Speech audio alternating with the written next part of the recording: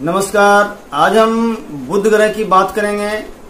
जमकुंडली में जो भी ग्रह है, जो भी ग्रह स्थिति है और जो भी ग्रह का कॉम्बिनेशन है, युति है, जो भी फलित निकल के आ रहा है, इन सारी बातों का जो निर्णय है वह ग्रह ही करते हैं। बुध को एक नॉर्मली वे में आप ले सकते हैं, जो जातक का जो बुद्धि है, कॉमन सेंस है, तो जब उसके द्वारा आप बुध ग्रह का जो ताकत है उसको आप निकाल के देख सकते हैं कि हमारे जमकुंडली में बुध ग्रह का जो रिजल्ट है वह किसके जैसा है, कौन से ग्रह के जैसा है। अगर बुध ग्रह का रिजल्ट शनि के जैसा रिजल्ट मिल रहा है, अगर बुध का जो तासीर है अगर वह शनि के जैसा मिल रहा है, तो फिर शनि को देखना होगा कि जमकुंडली में कैसा है।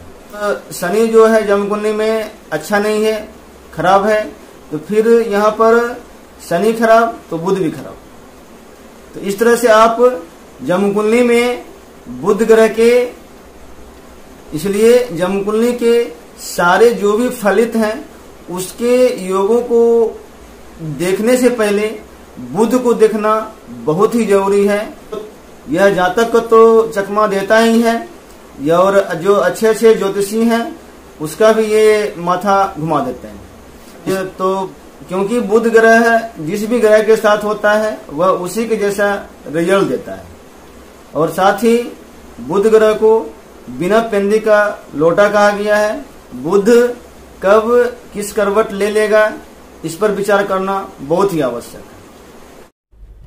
एक एग्जाम्पल के तौर पर हमने वृषभ लग्न का जमकुंडली लिया है, जिसके कि लग्न में शुक्र बैठा हुआ है, दूसरे खाने में चंद्रमा राहु, सातवें खाने में बृहस्पति, छठे खाने में शनि और आठवें खाने में केतु और 12वें खाने में सूर्य बुध मंगल बैठे हुए हैं।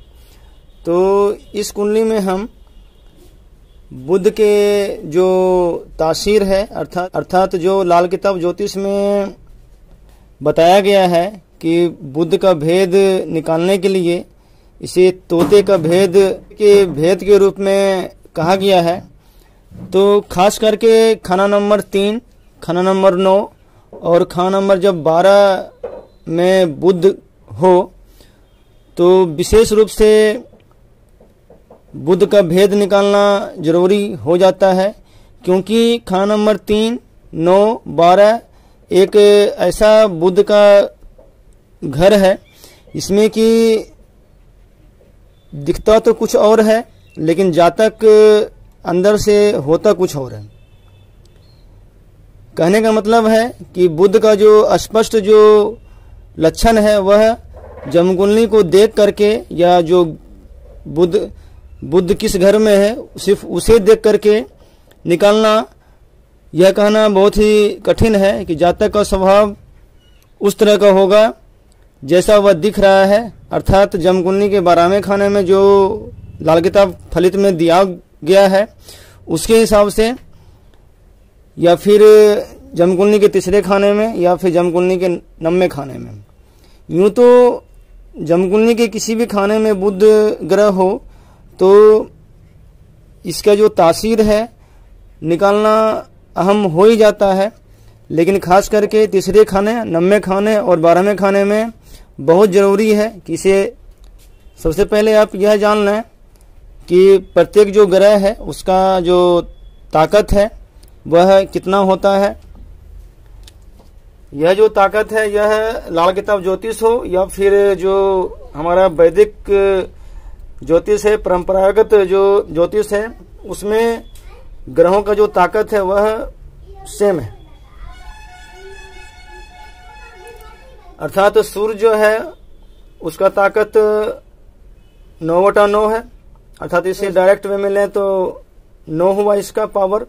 चंद्रमा का 8 है, शुक्र का 7 है, बृहस्पति का 6 है और मंगल का 5 है, बुध का 4 है, शनि का 3 है, राहु का 2 है और केतु का 1 है।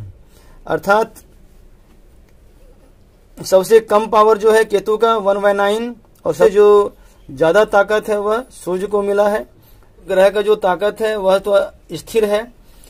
अब इसे जो ग्रह जिस खाने में है उस खाने को लिख करके उसको दोनों को आप मल्टीप्लाई कर दें, गुना कर दें।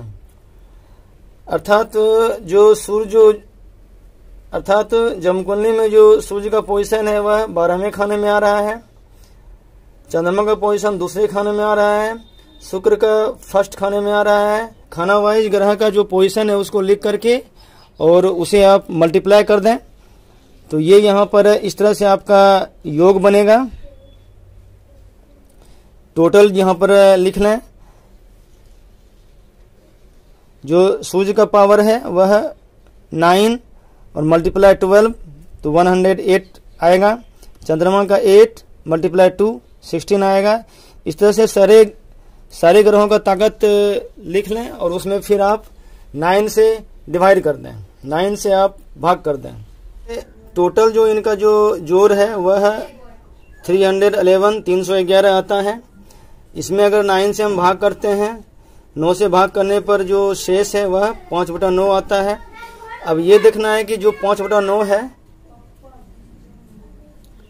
अब ये देखना है कि जो 5/9 जो है वह किस ग्रह का तासीर है। तो 5/9 जो है वह मंगल का है। तो इस तरह से जो बुध का जो इफेक्ट है वह मंगल के इफेक्ट जैसा आएगा। अब अगर मंगल अच्छा होगा जमकुंडली में तो फिर बुध भी अच्छा होगा। अगर मंगल बद है तो फिर जो बुध का जो स्थिति है वह बहुत ज्यादा खराब हो जाएगा। मंगल के कॉम्बिनेशन के कारण यहाँ पर बुध तो खराब हो ही रहा है, साथ जमकुंडली में अगर बुध ग्रह खराब हो रहा है तो फिर देखें कि चंद्रमा कैसा है। अगर जमकुंडली में चंद्रमा भी पीड़ित है, डिस्टर्ब है, तो फिर निश्चित ही बुध खराब होगा। इस तरह से इस तरह से इस जमकुंडली में बुध ग्रह का स्थिति बहुत ज्यादा खराब तो है ही, और उसको और भी ज्यादा मंगल खराब कर रहा है। और साथ ही जो बुध का इफेक्ट है वह मंगल के जैसा होने के कारण और भी ज्यादा खराब हो रहा है। और साथ ही इस तरह से यहाँ चंद्रमा भी पीड़ित है। इसके कारण से बुध ग्रह की जो स्थिति है जमकुंडली में बद से बदतर है। एक जनरल वे में अगर बुध का इफेक्ट अगर केतु ऐसा है तो केतु का जो भी नेगेटिव चीज है उससे बचना चाहिए। अगर बुध का इफेक्ट शनि ऐसा है तो जो भी शनि का जो नेगेटिव चीज है उससे बचना चाहिए। यहाँ पर बुध मंगल के जैसा इफेक्ट दे रहा है, तो कहीं न कहीं जो मंगल है वह लड़ाई झगड़ा है, आपका एनर्जी है, कहीं न कहीं मंगल आपका गुस्सा है। तो अगर इस चीज पे अगर कंट्रोल रहेगा, लड़ाई झगड़ा पे आपका कंट्रोल रहेगा, तो फिर यहाँ पर बुध भी आपका अच्छा रहेगा।